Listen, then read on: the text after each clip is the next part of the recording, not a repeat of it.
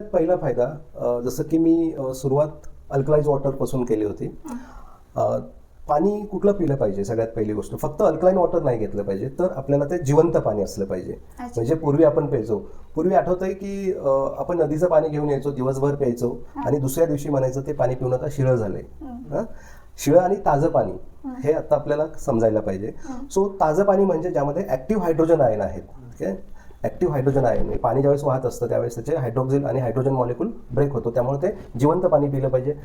Hydroxyl item आल्यामुळे तो antioxidant पाणी बनलं ते. ठीक आहे, आपल्याला रोज एनर्जी देते. ठीक आहे. तिसरा फायदा, जसं मी म्हणलं, पहिला फायदा आहे एनर्जी लेवल वाढते, चार्जिंग होते, रोजची आपल्या पेशी चार्जिंग होतात.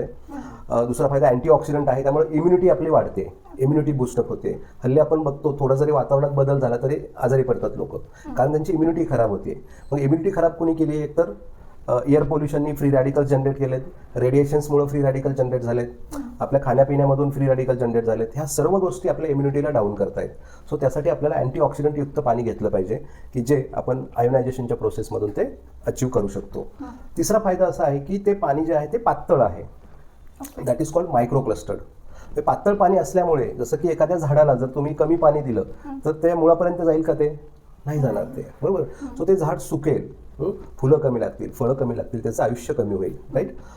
पण जर त्याला आपण मायक्रो क्लस्टर्ड पाणी दिलं, पातळ पाणी दिलं, ज्या पाण्याविषयी आता मी बोलतोय ते आहे 4 ते 6 मॉलिक्युलचं पाणी. ठीक आहे, जे आयोनायझेशन प्रोसेसमधून होतं ते एवढं पातळ आहे की ते इझिली प्रत्येक सेलपर्यंत पोहोचतं. सो हायड्रेशन प्रॉपर होतं.